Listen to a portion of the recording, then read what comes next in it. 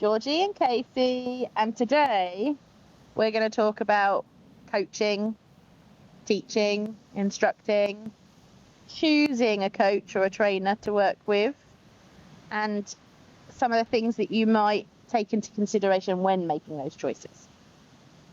Where do you want to start? Oh, where do we start? Okay, so shall we start with choosing your professional? So choosing your coach or instructor. So what are the thoughts that, what should people be looking for in a coach or an instructor? Well, it's difficult, isn't it? Because we were just saying about qualifications and things like that. Yeah. There's no legal requirement in the UK to have a coaching qualification or a teaching qualification or to be an instructor. So, I mean, one thing I would definitely say you need to look for is that they've got insurance. Yeah, absolutely. Absolutely. So that would be something I would definitely ask to look into, or just ask them. The second is, I mean, for me, I would probably go experience over qualifications. Yeah, I would agree with that. I mean, some of the best people I've ever had coaching from over the years, and I've trained with some really good coaches, on paper, they probably don't have a lot in the way of qualifications, but they do have a huge amount of experience. Which is qualifying in its own right. It is, yeah. I mean, I think that there is a slight misconception. I understand why there is this want for people to do UKCC courses or things through the BHS, coaching exams. I understand all of that, and it has its place. The only thing that I would say is, as someone, personally, I don't have my UKCC. I've been threatening to do it for years, but I still can't quite bring myself to do it because I kind of feel as though it's not necessarily like an insurance that person really knows how to train a horse. So they may understand how to, it may help someone understand how to convey things to people and how to teach and how to coach, but it's not, you can get these qualifications without having ever really ridden to particularly high level or trained a horse to particularly high level, or many horses. So, so I think it has its place, but I would still always go for somebody who I feel, well, I like how they ride, how they train. Someone that I can relate to. I think that's really important. I mean, there are some really excellent riders out there who actually, when it comes to coaching, when you ask them to sort of try and convey what they're doing and why they're doing it and how they're doing it, they find that very hard. They're naturally very talented riders and they may be incredible riders, but their ability to then translate that to somebody who doesn't know, they're not quite so good at. Absolutely. I mean, I remember having this conversation with a rider I was working with a few years ago. She was a young girl, 18, very experienced. She'd done pony dressage all the way through into youth and now into, she's starting to think about getting into adults. And she was wanting to teach. She said, what could you recommend her to teach? And I said, well, to be honest with you, you've got kind of the experience there. You've worked up to a high level. What I would do is go and do a course that actually teaches you how to coach. And by that, what I mean is a qualification or a course or anything, any kind of education that takes a maneuver, breaks it down into the steps, teaches you how to break it down and how to actually teach different people in different ways, because some people can understand things, it's called the 7 smarts, or it used to be when I did a teaching qualification years ago, but that was in hairdressing, but it's still the same sort of process. It's breaking it down and then making people, however they learn, be able to work with them. Yeah, but I think that is a skill in itself. I mean, something I've learned over the years, I as I think I mentioned on a previous episode, I didn't teach for quite a lot of years because although I had quite a lot of experience, I didn't feel I had enough experience to be able to then guide somebody else. Yeah. I didn't have enough tools myself to know how to guide someone else with their horse. And you know, one thing I find a lot, you know, now I'm predominantly coaching is my main sort of thing I'm doing, is everybody learns in a different way. And, you know, you can explain something in the exact same way to two different people. One person gets it straight away and understands it. Another person, no clue. So it's also, you know, trying to pick up on how does that person learn? What do they understand? I often find if you can liken things to something, then metaphorically, then I think that really helps people to understand. You know, I mean, it's like I something I often say to people is, you know, when they don't hold the contact, I say, you know, if there's somebody that drives, I say, you know, you're not going to drive down the road not holding the steering wheel. So that's something then people can kind of relate to, no matter who you are. If you drive a car, if it doesn't work with kids and things, but you know, it does often help people to understand things. And I think you have to be able to break something down, like you say, into bite-sized pieces. I think another thing that's really important when you're coaching is obviously if you've got a wealth of experience, you know what the end goal is, but you also know there's a process to go through to get to that end goal. So it's, again, you know, sometimes it's managing people's expectations when you're training, that, you know, you can tell somebody what the ultimate aim is and what the ultimate goal is, but you have to then break it down into, you know, but you have to cover this step before you move on to that step, to that step, to that step, and you'll end up where you want to be, but it's a process. And because it's different than training an actual horse, right? Absolutely, yeah. And as we've said before, it takes years to train horses. It also takes years to train riders. So, you know, you have to get the foundations in place. People have to have enough of an understanding, and then you can build on that. And, you know, I can watch a horse that, yes, you know, you may be able to, from the outside looking in, you may be able to be very critical of how it's going. But in my head, I'm thinking, well, I need you to learn this before you can learn the next step. And people can only take in so much. You know, when you're training someone for 45 minutes or an hour, they can only take in so much information. So you can't cover everything all in one go. And I've seen coaches try and do that. They almost sort of try and teach somebody everything they need to know in 45 minutes. That's not going to work, you know, because nobody can absorb that much information. You can only physically concentrate on two things at a time anyway. You know, subconsciously our body is breathing and looking and moving and making those micro movements to survive, but we're actually concentrating on something. And riding, you got to concentrate on everything. On a lot of things. And the thing is, you have to train your body to do things naturally without needing to think about it. So, you know, when somebody's improving their contact, for example, and they're also having to improve their upper body position or their leg position or something, you know, they will, they might have the contact really good, but the upper body isn't so good, because at that point they're thinking about their contact, not about their upper body. Then the upper body, they think about that improves, and then the contact isn't so good. You know, it's like I try and say to people, you know, if you've got various things you need to be aware of, is having like a checklist. So it's kind of riding round and going, okay, so so you kind of go, you know, if you're perhaps your faults as a rider is, you know, you don't keep the contact consistent, or, you know, and maybe you I don't know, you grip with your knees or you tip forward, whatever, then you not good. And then you know, I say to people, you know, well, have your checklist, think, right, is my contact correct? Are my knees off?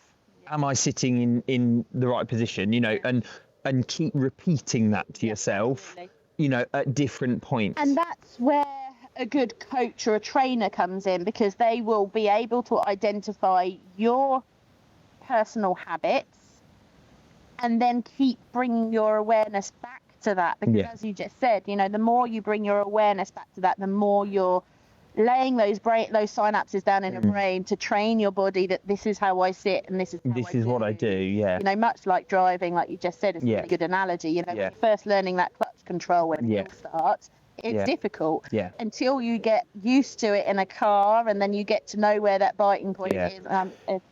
Teaching my daughter how to drive at the moment. The same as that. It's learning that, and then getting those positions, and then soon enough it does become with enough. Well, and then, you know, with enough practice, I mean, it's like people that, you know, when they learn to drive and they're, you know, they're all a bit all over the place, have to really concentrate. And then in the end, you know, you can drive down the road, you can kind of fiddle with the radio and eat a sandwich and chat to your friend and whatever. We're not condoning that, but it's amazing what you can multitask and do, because that has become natural, and you can train that into a rider the same way that you train it into a horse, you know. So, but I think people as well, you know, when you're thinking of coaching, is looking for somebody who isn't just focused on the horse and equally isn't just focused on the rider. There are some coaches that get very rider obsessed and some that get very horse obsessed. It's got to be the two together. And it's also being able to understand things like, you know, a rider's position will only be as good as a horse is carrying them underneath, you know, or as their saddle will sit them, or whatever it may be. You know, you can't expect riders, you know, if I see a horse that's very, very hollow and doesn't carry its own body very well, doesn't carry the rider very well, I can't expect them to sit beautifully, because that's not going to help them. So you have to work the two together. You have to try and get the horse carrying itself better, as well as the rider sitting better. And, you know, obviously, when you look at professional riders, their position is so established that a horse can be carrying itself badly and they can still sit quite well. Well, I think that you've touched on a point that's quite something I feel about. So I've been to trainers over the years, and I've been to a couple of trainers that are very good at what they do, but there's been a point where I'm not understanding because they have a lack of ability of being able to break that down to educate me, and maybe I'm dumb, I don't know, but I was struggling with it. So and that they get flustered with you, and just get off the horse and I'll get on. And it's like, I see it so many times with my clients when they go, oh, well, my trainer makes my horse look beautiful. And I'm like, they're supposed to. Yeah. That's literally their job. They are professional riders. Yeah. Do not compare yourself to them. To a professional rider. No, exactly. It's so destroying. And the thing is, you know, don't get me wrong. Well, a little bit. It's all right, don't worry. It's your birthday. It's her birthday, everybody.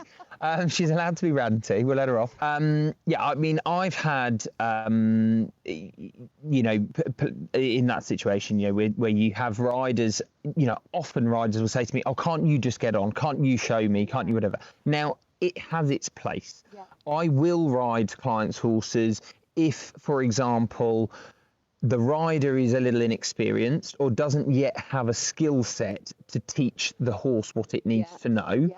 And it will help the horse by me sitting on it to give it a bit more understanding. So then therefore in turn makes it easier for the rider, and the rider can then learn that. Yeah. If I feel as though I, you know, would like to feel what a horse is doing and how it's doing it, I will have a sit on a horse.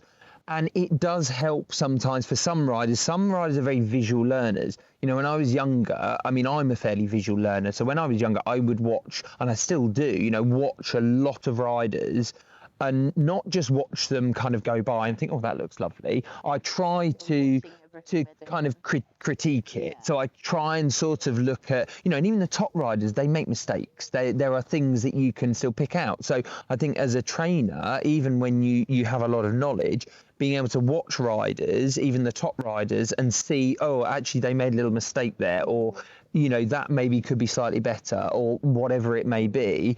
And I think for some riders, it really helps to see somebody, how they're moving, how they're reacting, how they're responding to a horse, and then they can then relate that to the horse. But there is no good in your trainer turning up and every time just going, oh, well, I'll ride it today, it's fine. I always, if I'm going to ride a horse, unless it is a horse rider combination that I've trained for a long time, and perhaps that day we've just agreed I'm going to ride the horse that day and give them verbal feedback, I try to always make sure I've done what I need to do, and I stop at a point where they can get back on and they can feel how the horse is underneath them. They can take what they've just seen at that moment and apply it when they get back on the horse. Well, and I think that's the top word to use, isn't it? It's feel. In that situation, you're training feel. So sometimes, several of my friends go off and ride the schoolmasters and stuff, and because they say, being able to feel that next maneuver, like a change or whatever it might be, then makes it easier for them to translate that back to their own horse. Exactly. Well, the problem is with riding is, of course, and the problem with feel is you don't know what you're feeling until you feel it. And of course, that also then relies on a coach who can see when the feel will be right in order to be able to then say to the rider, that's what you want to be feeling. That moment. That's what you need to feel. Because to start with, they will be micro moments when a rider or a horse, and usually it's both of them, because a horse may have learned it with somebody else, but it doesn't mean they've learned it with that rider, and the buttons might be in a slightly different place because of whatever. But when they start learning how that feels, it is tiny little minuscule moments that you then have to really concentrate on and expand as you go along, which is a natural inclination of how it goes, but that's what makes it so hard to start off with. Yeah, exactly. And the other thing that I think is quite valid as well is when you're choosing your coach, everybody, as we said, everyone learns differently. There are different coaching styles that suit different people. But you need to think about, is this coach giving me tools that when I go away on my own and I'm riding on my own, can I then apply those tools to what I'm feeling in that moment on that day on my own with nobody to help me? Or are they just saying to you, pull that rein, use this leg, do this, do that, do the other, and they're effectively what I would call riding the horse from the floor. And if you've got a fairly able rider that can use their reins and use their legs, most trainers can ride a horse from the floor. They can say, a bit more of this leg, bit more of that leg, bit more of this rein, bit more of that rein, put their head a bit here or a head a bit there or whatever, and they can improve that horse. You aren't necessarily kind of part of that process. They're just riding the horse from the ground. And there are times, where that, does have its place. I mean, I personally try to, question the riders and ask them, what are you feeling? And how do you, when I watch a horse warm up, I always give someone the opportunity just to start warming up on their own. So I can assess, especially if it's somebody that I train regularly, what have they been working on? What has improved from the last time I saw them? What do we need to work on today? But then give them the opportunity to actually show me what they're doing. I can then question them and say, okay, so what are you feeling in your warm-up? Or how have you been finding this horse? What have you been finding they've been finding easy, or they've been finding difficult, or you've been finding easy, or you've been finding difficult? So, it's got to be a conversation between you of, they need to be able to say their bit with no judgment. And it's like I say to people, when people say, oh, I'm going to sound really stupid, I'm like, you don't sound stupid. Nobody ever sounds stupid. Say what you feel, what you think, what you believe. And then if it isn't on the right lines, then that's the coach's job to then guide you onto the right lines. And, maybe make you aware of something that you weren't aware of before the session. So, I think that's quite an important thing. I don't want to feel as though riders that I help are, going home, going in the arena and just going, oh, well, I don't know what to do, Well, yeah, and that is a bit soul destroying for them, isn't it? That they need, and I think that happens a lot with less passionate instructors, should we say, or coaches or trainers. It doesn't matter what title they give themselves. But I had a conversation with a client the other day who was training with somebody who's quite well known in our area. And she'd been training with them for quite some time. And then all of a sudden she said, oh, I'm not doing that anymore. And I was like, oh, well, you know, she said, well, just realised that this person wasn't interested. I'd turn up for a lesson and they couldn't even remember what we'd been working on. They hadn't even remembered what we'd been struggling with. And there was that disinterest, really. Yeah. I think, you know, as a coach, you have to be quite honest with yourself about who you want to train, who you like training. Don't get me wrong, you know, it's human nature that when someone comes in on a beautiful horse it's incredibly talented and, you know, they ride beautifully, you know, that's a really that has a lot of enjoyment for a coach. But equally, you can still find enjoyment in helping somebody who literally knows nothing, and then you help them to understand. Well, we are in a minute when you get on your horse. So, but you know, if there's, you know, I'm happy to train anyone. I'm not snobbish about it. You know, you don't have to be at a certain level for me to say I'll train you. All I ask is that in a training session, people they listen to what I have to say. They don't have to agree with everything I say, but they need to listen to everything I say and at least try it. You know, if you are at least prepared to try what someone's asking you, if it doesn't work for you, it doesn't work for you. That's fine, you know, but at least give it a go. You can't go into a training session being kind of shut down to a possibility that how you're doing it isn't necessarily the best way to do it, or then someone might have another way of doing it that might work better, you know. So you know, and I think that also, though, you know, slightly brings on to another point of, you know, when you're choosing a trainer, you do also have to look at, you know, what level are you? And what level is your coach, and what are they going to expect you to know? So don't get me wrong, you know, I mean, there are plenty of very, very good trainers and top riders that can come down to any level. You know, they could teach you how to ride trot if they needed to.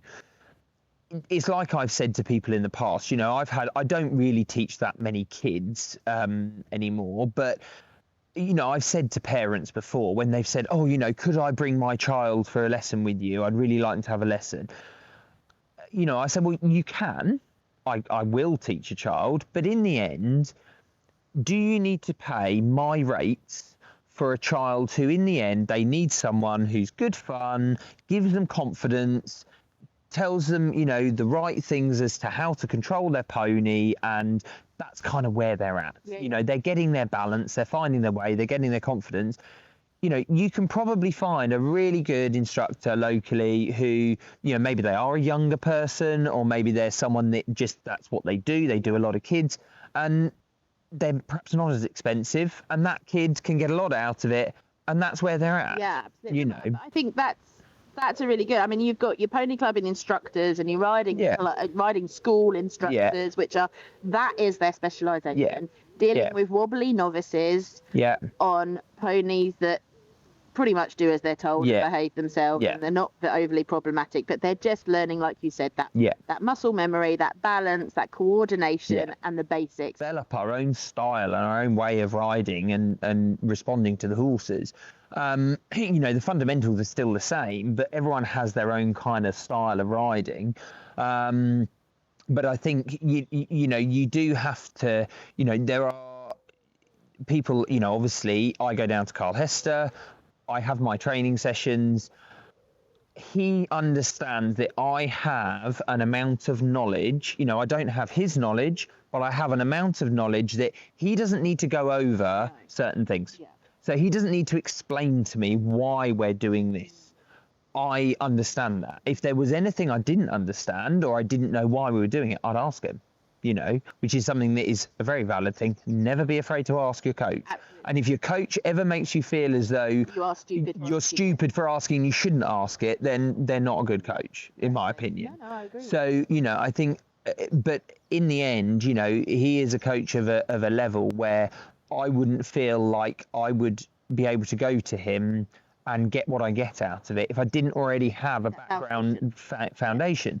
And I think, everybody, and you do outgrow coaches. I had some, instructors when I was a kid and when I was learning when I was younger who were really good with me. And they were really good at explaining things and breaking them down in ways that I understood. And they were great to a point. But then that's where their experience and knowledge ended, was when my experience and my ability was starting to slightly outweigh theirs. And then you then have to it's no disrespect to them. They're very good at what they do. But then you then have to think, okay, so I need to go the next level up. I need to find someone who's a bit more knowledgeable, a bit more experienced. I had the same experience, but not obviously from a skill set. But mine was, I was a teenager. I had a very serious accident. I didn't get on horses for years. And so when it came to me wanting to ride again, my confidence was in pieces. Yeah. This is just the thought made me sick. I couldn't do it. It was a mess. I mean, I remember one day just being in tears just at the thought of standing on the mounting block, because it was so, my brain was saying, you're going to die, don't do this. Yeah. And I went to hypnosis and I found a really good confidence coach. She was an instructor, very knowledgeable, very experienced. And she did get me over a lot of my confidence hurdles. Yeah.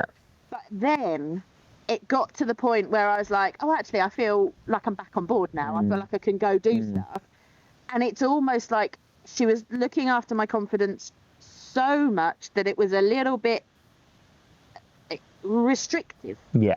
It became so much. And I was like, actually, I'm good now. You can start pushing me a little bit more now. She didn't have the ability to move on with me. But then that's again where it's you as a rider recognizing that and the coaches recognizing that as well. I mean, if there was someone that I was helping that I thought I don't have a solution for this, or I can't come up with anything for them to try, I would say to them, right, try go and see this person, see what they think. A different set of eyes, and I think you do, it's hard because that's another quite valid point, is gauging rider confidence versus horse ability. It's another thing that I come up against a lot with riders that I coach, where you have maybe a very talented horse but a rider that is not very confident, or a rider much as myself that really needs a Land Rover Defender and they've gone and bought a Ferrari. Yeah, well, we see that a lot. Yeah, we see that a lot. It's in the end, it's you have to be able to pitch your training at the right level. So the horse is learning what it needs to learn, but also the rider isn't being scared half to death. Yeah. So many times I've had riders that have rung me up and said, oh, I went for a clinic with so-and-so and they got me to jump these really big fences and I was really nervous and I did this and that and the other and then I fell off and now I don't want to jump a fence and now I'm all scared, or the horse is now stopping because I was making it stop because I wasn't confident. And, and it happens a lot. And I think that it's where, everyone can get it wrong. But at the same time, it is where you do have to think, I've trained some people in the past who are very much amateur riders.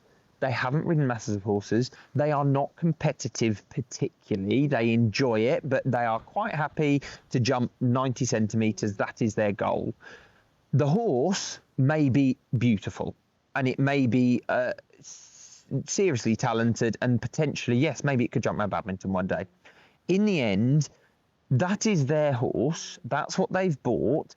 Unless you feel like that horse is really not suitable for that rider, then train what they have. Yeah, so go, well, okay. Train them to deal with the horse, or the horse to deal with the bubbling rider, or whatever it is. But in the end, you've got to just think, well, actually, if that horse might be capable of jumping, 140, but this rider only wants to jump 90, well, isn't that a lucky rider that can go around jumping a 90, looking amazing, and actually feeling like their horse can get them out of any problem because it's got so much scope? It doesn't matter. But of course, sometimes coaches get a little bit over the top and they think, you know, oh, well, I can see this horse can really jump, and they start putting the fences bigger and bigger. To what you were saying earlier about, are they teaching the horse more? And so they're seeing this horse and going, oh yeah, I like this horse, and they want to expand on the horse's knowledge, not knowing that actually you're going to overface the rider and actually probably damage their confidence, much like these professional riders that get on and make the horse piaffe and passage and everybody's going, oh, isn't it beautiful, but I can't do that. It's actually quite damaging to somebody's confidence. Well, it can be really damaging someone's confidence, and people can really lose the plot with it. I think as a coach, you have to remember, you know, like most coaches, even the top coaches, are still coaching people who, you know, a lot of them are not professional riders. They might be very good riders, they might be very capable and have very good horses, but a lot of them, they are not professional riders. You know, the professional riders in the end, you know, we all have training. We're all continually developing and having somebody keep an eye on what we're doing and making sure we're not picking up bad habits, etc., etc. But you know, professionals would probably tend to have less training than amateur riders because they already have a massive toolbox. So, and even, you know, you quite often see professional riders where, and I mean, I've done it for years, where it would tend to be my higher level horses that I'm having more training on. The young ones and the, you know, the ones that are at the start of their career, you know, my trainer may not see them until they're a little bit older, a little bit stronger, a little bit more experienced, because they don't need that yet. I need to teach them a certain amount of things to really gain from that session. And I also think a good point of that is that as a professional and even a semi-professional or a serious amateur, they may not need their, I want to say, for want of a better phrase, handheld by a coach quite as much. Because they also have that self-discipline to kind of learn on a 1 or 2 day clinic type situation, go away, practice, which is ultimately what makes the improvements. The lessons don't make the improvement. They teach you what the improvements need to be. But you have to go away and work on it. Go away and work on it, because horses can't just learn a manoeuvre in one session. You know, you learn the skill sets to ask for that manoeuvre, but then you have to go away and practice it and refine it as you go along. And make mistakes and learn and work out what's happening. And, you know, and that's not a bad thing if you make a mistake, you know. I think, you know, I've had people over the years who, you know, I do a monthly clinic there, and I've had riders that come and they say, oh, well, I've only ridden a couple of times since I saw you last. Well, I'd rather someone's honest about that for a start. But again, sometimes as a coach, then you have to manage their expectation, because, you know, if somebody has had a training session, you've given them stuff to work on, they go away and they only do it twice in a month, it's not really going to have changed. So, of course, you then go back and they have to understand that they're not going to have improved that much, because they haven't. It hasn't. It's, you know, these horses take training very regularly in order to improve them. Exactly. Consistency is key. So I just want to, before we go, I mean, I think this has been an awesome subject, and I wish that it's some of the stuff that I knew when I was first started riding and looking for instructors and trainers to help me. One thing I want to address is that we discussed early on is the qualifications. So I've had a situation very recently where there's a client who's been looking for a new instructor. She wants somebody to come and help her, and she's gone on this lovely website and it's beautifully laid out and beautifully titled and blah blah blah. Then when you look, she's got all the qualifications, she's got this, she's got that. This trainer has had 2 horses their entire adult life, and they left college 3 years ago, and they've done their UKCCs, I think 1 or 2, and are now promoting themselves as this uber experienced person.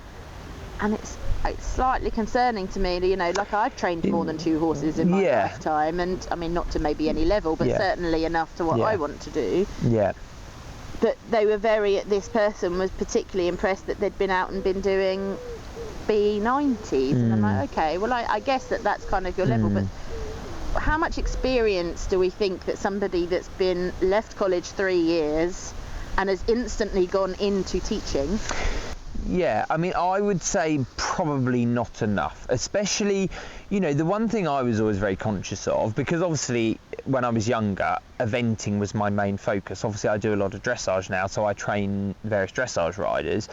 The risk involved in dressage is less. When they're jumping, it increases, show jumping. Yeah. Cross country, is dangerous. Whichever way you look at it, it is dangerous. So from my perspective, I always felt that I had to know enough to ensure that those riders were safe, or as safe as I could make them. You have to acknowledge that, riders get killed cross country. Yeah.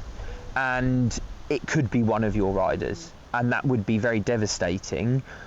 But all you can do is try to make sure that that rider and that horse have got enough education to be competing at that level as safely as possible.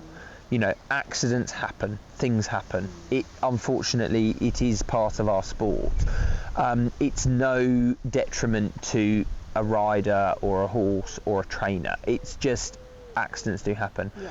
But there are some people I see coaching, especially cross country, who maybe have never ridden cross country or don't really understand cross country, and they're allowing riders to do things that in the end, perhaps at the lower levels they will get away with. If they progress, with those habits, they could end up dead. Yeah. So, like people going too fast at fences, not having enough impulsion to fences, not riding good lines. They're things that, experience tells you. Yeah. Is what teaches you. Yeah. And I think that's what I want to and the importance of that. Yeah.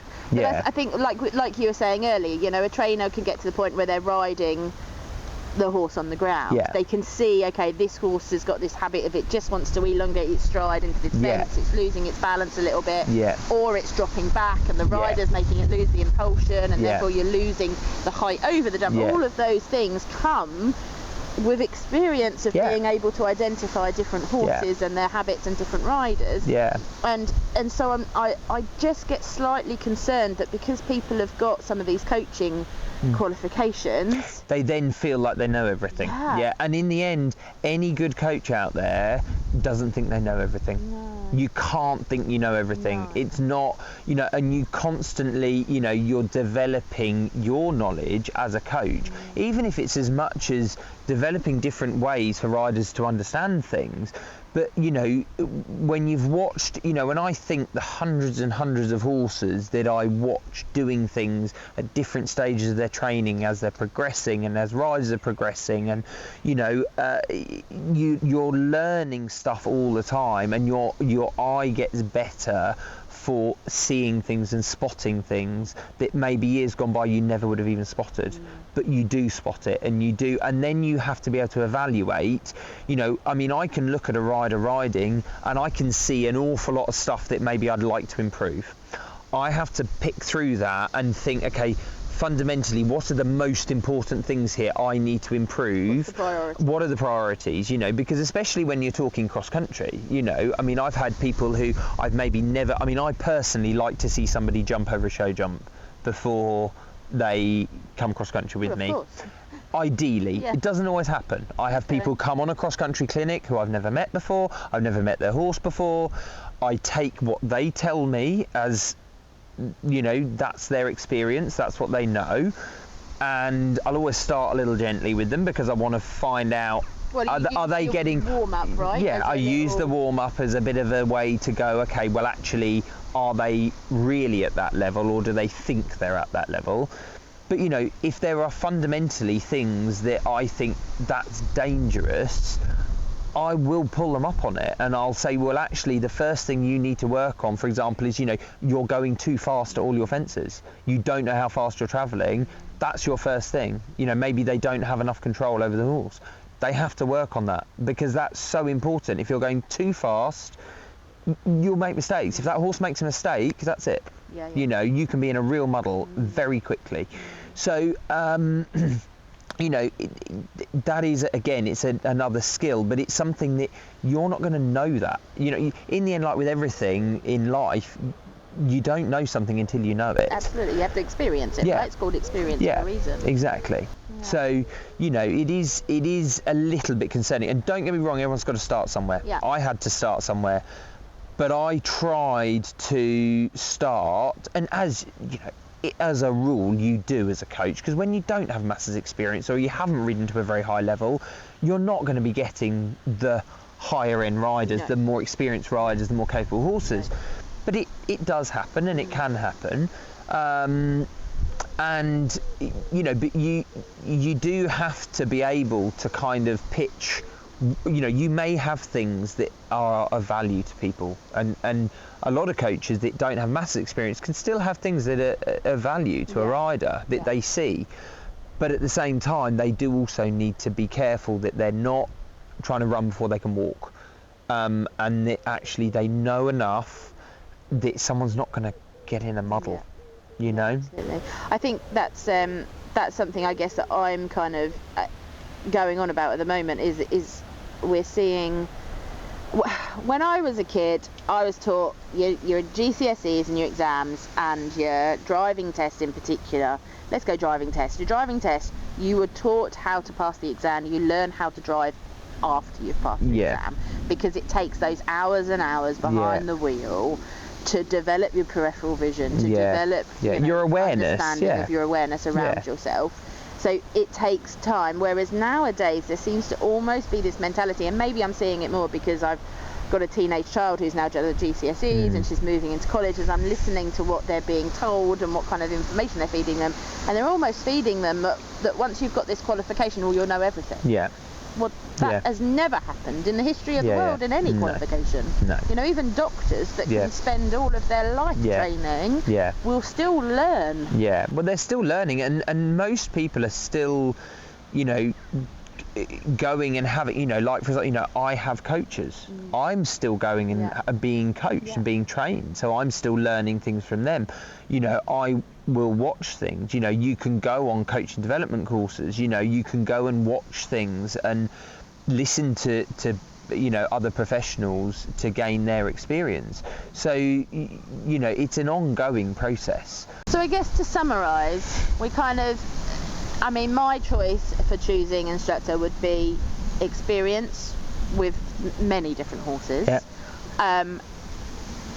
and a passion to want to carry on learning and understand, and also a bit of humility that they understand that they don't know it all. I'm not interested in egos. I want somebody that goes, I don't know the answer for that, but let's try this.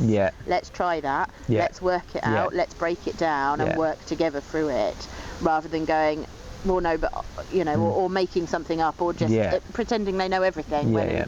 Because that fundamentally, to me, I think when you act like you know more than you actually know, that's more dangerous than anything. It is, and in the end, you'll get found out somewhere along the line. Oh, absolutely. I mean, I was watching, I was listening to a podcast the other day, and they were saying, you know, fundamentally humans know when somebody is being not so honest with them, whether that's intentional or not. And you know, and that's another thing as well, as like you said right at the start, do you meld well with that person that you're asking to train you? Do you actually like them as a person? Do you well, get and that's on the thing. them?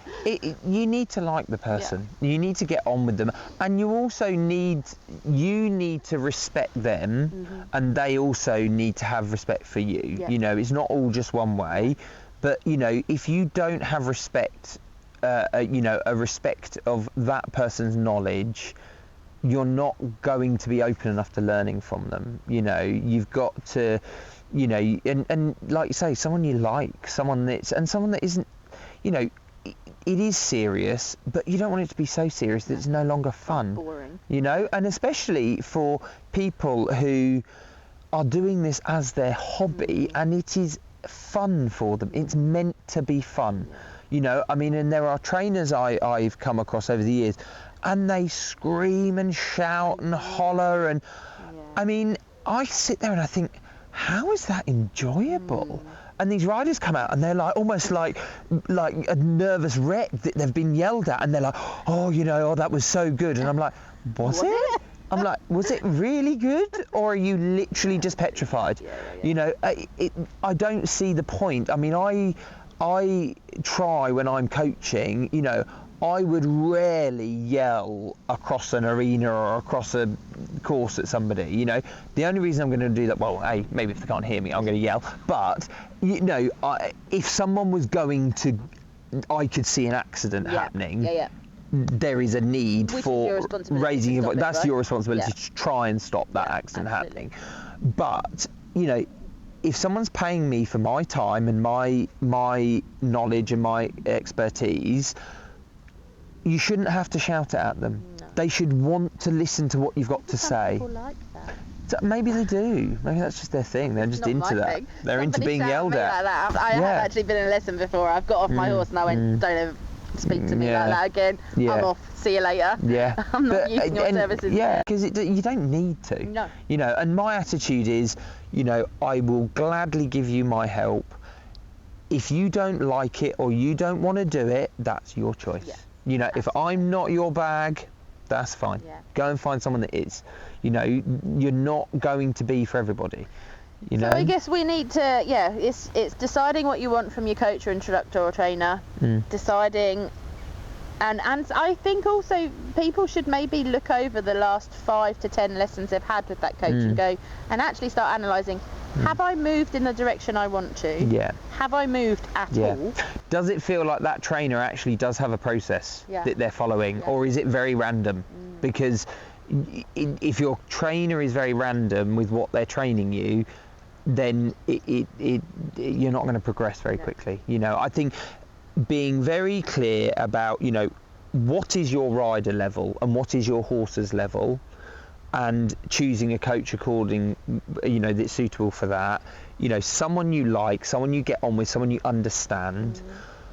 And you know, check in with yourself. You know, are we improving? You know, and in the end, but you do have to buy into your coach's process, and you know, ask them to explain it if you're not quite clear.